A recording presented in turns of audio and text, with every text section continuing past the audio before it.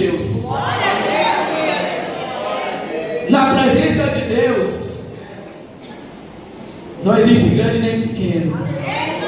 Somos todos servos. Estamos para servir.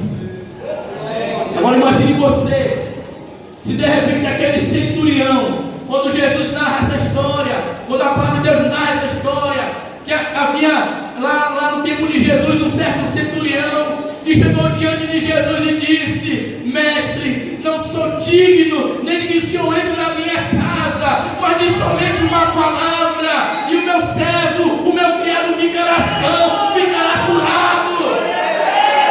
Isso era fé. Isso aquele centurião ensinaria para Naamã. Mas infelizmente ele esperava mais. Ele esperava que o profeta chegasse diante dele, fizesse uma bela uma oração, desse um belo banho nele, tocasse nele, dos pés à cabeça. Era isso que ele esperava. Mas profeta, que é profeta de Deus, ele não anda segundo a carne, ele anda segundo o Espírito. Ele não anda para onde ele veio, ele anda segundo a fé que Deus deu ao seu coração. Então era propósito de Deus que aquele homem aprendesse uma lição na sua vida: ser humilde, a se humilhar diante do poderoso. A terra agora ele pisava, não era uma terra qualquer. O homem agora estava diante, não era um homem qualquer, era um homem cheio do Espírito Santo de Deus. O Deus agora que aquele profeta adorava não era Baal, não era Rimon, não era Astarote, não era o Deus que fez os céus e a terra. É o Deus que te criou, é o Deus que te chamou, é o Deus que te escolheu no ventre da tua mãe, é o Deus que te escolheu, é o Deus que te separou para uma grande obra. E uma pergunta a palavra de Deus faz para nós nessa noite: qual é a nossa condição a qual nós estamos? Estamos na condição do profeta Eliseu de profetizar, ou estamos na condição daquele homem leproso? Qual é a nossa condição diante de Deus, igreja de Jesus? A Bíblia diz que o Senhor está à porta, está bem perto de arrebatar a sua igreja. Então dia por dia temos que olhar como andamos diante da presença de Deus, porque das mínimas coisas, as mínimas coisas, muitos não herdarão o reino dos céus. Aleluias. E aí veja, queridos, que Deus resolve quebrar tudo, toda a soberba, todo o orgulho de Naamã, toda a altivez, porque orgulho é ingratidão, porque o orgulho faz com que a gente tenha a atitude que teve Naamã. Era uma coisa tão simples que ele deveria ter feito: somente obedecer, somente ouvir a voz do profeta, lavar-se no Jordão. Mas ele queria a bana e farpar. Ele queria aquele rio limpo. Ele disse que aquele rio era melhor do que o rio Jordão que havia em Israel, desprezando aquilo que estava naquela nação. Mas Deus é Deus. Ele quebrou o orgulho de Naamã. Ele quebrou tudo na vida daquele homem. E Ele quer quebrar tudo na nossa vida também. Ele quer tirar a contenda do nosso meio. Ele quer tirar a desunião do nosso meio. Ele quer tirar a fofoca do nosso meio. Ele quer tirar o disse do nosso meio.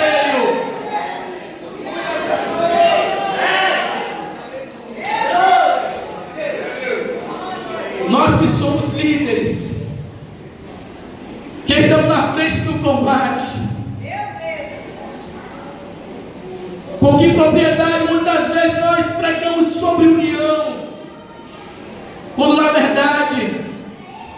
estamos com este mal em nossas vidas. Precisamos melhorar. Precisamos ser melhores na presença do Eterno. Sabe por quê, queridos? Porque a glória era de Deus, não era de Naamã. Ele queria a glória para si. Deus é especialista em quebrar o orgulho na vida do homem. Quando a nação de Israel achava que com mais de 32 mil soldados ele ia vencer a batalha, Deus confunde e apenas com 300 ele dá vitória à nação de Israel. Apenas com 300. Deus pega as coisas simples desse mundo para confundir. Aleluia. E nós achamos que muitas vezes, como foi cantado esse louvor essa noite, discriminamos o negócio de quebrar tudo. Claro que ninguém vai sair aqui quebrando cadeiras, ninguém vai sair dando soco, reconhecendo um no outro. Mas o que Deus realmente quer quebrar é muitos paradigmas em nossa vida, muitos vínculos. Deus quer quebrar o mimimi na vida de muita gente, porque não você achava coitadinho. Quando os crentes nessa noite, muitas vezes nós mesmos nos achamos coitadinhos. Isso é orgulho, isso é soberba segundo os psicólogos. Quando nós sentimos pena de nós mesmos, nós sentimos vítima da sociedade, sentimos que nosso irmão está contra nós, e a gente sempre coitadinho, querendo que as pessoas sintam compaixão de nós, e nunca queremos sentir compaixão dos outros, como aquela mulher. Olha a situação daquela jovem, ela era escrava de Naamã, mas ela teve compaixão. Ela disse: oxalá, se o meu Senhor estivesse diante do profeta que está em Samaria. Ela teve uma atitude de compaixão, e ela era uma serva de Deus. Não estava lá porque ela queria, mas aprove a Deus usá-la naquele dia. E Deus resolveu quebrar tudo na vida dele e na nossa vida nessa noite. Um certo dia, Jesus, entrando no templo, viu os cambistas, viu aqueles homens tornando o templo do Senhor em covis de ladrões e salteadores. Deus pega o chicote e começa a quebrar tudo lá. Começa a expulsar, a tirar aqueles homens que profanavam o templo. E é assim que Jesus quer fazer conosco essa noite, no sentido espiritual da palavra. Jesus quer expulsar as coisas velhas da nossa vida. Como a Bíblia diz: eis que tudo se fez novo. Se alguém está em Cristo, nova criatura é. E as coisas velhas já passaram, eis que tudo se fez novo. Cadê os crentes nessa noite? Comprado, lavado e remido com sangue do Cordeiro, como diz a palavra de Deus. Bem-aventurado aqueles que lavaram as suas vestes no sangue do Cordeiro. Aleluia. Louvado seja o nome do Senhor. E para nós encerrarmos essa noite,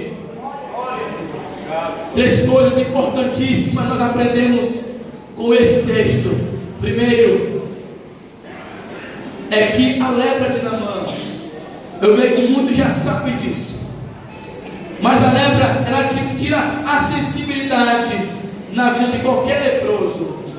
Pergunte de um leproso, se um dia você encontrar um, ele não consegue sentir o seu tato, tira a sensibilidade.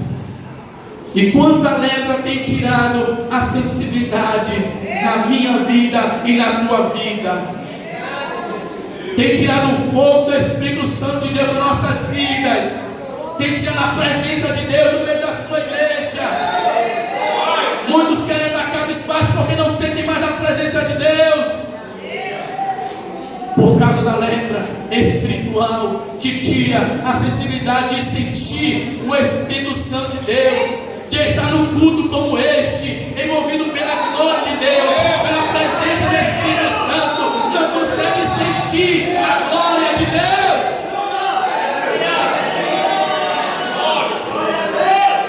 Aleluias. Todo mundo aqui sabe o que é hanseníase. Hanseníase é como se fosse uma lepra, se não é uma lepra. E a lepra naquela época não tinha cura, ele estava condenado a morrer. Tratamento só de Jeová mesmo, cura somente de Jeová mesmo, porque a Bíblia diz, Jesus disse para o seu discípulo: havia muitos leprosos no tempo do profeta Eliseu, mas somente Naamã foi curado, porque os outros eram crédulos, os outros não acreditavam, mas Naamã não queria permanecer leproso. Naamã queria cura, queria ter sensibilidade da sua pele. Aleluia. Se eu e você nos encontrarmos assim um dia, ou se eu e você, quem sabe, encontramos alguma dessas coisas em nossas vidas, devemos buscar ajuda. E aonde nós encontramos socorro é na presença de Deus. Nós encontramos socorro nos cultos como esse de terça-feira e Santa Ceia. Aleluia. Ele ficou com seu corpo todo manchado. Isso representa a contaminação.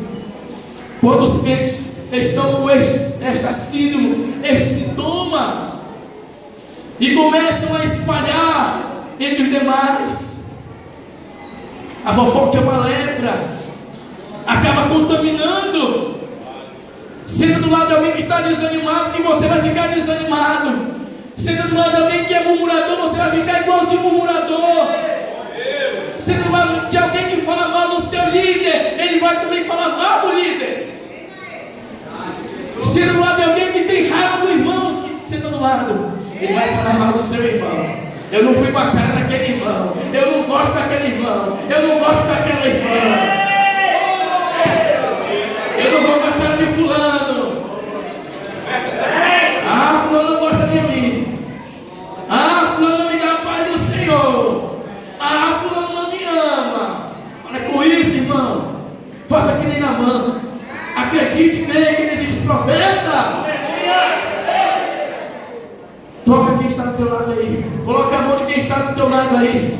Olhe para a cara dele. Olhe para o semblante dele. Veja que ele é profeta. Aproveite que você está do lado de um profeta. Porque muitos profetas já dormiram. Oh, aleluia.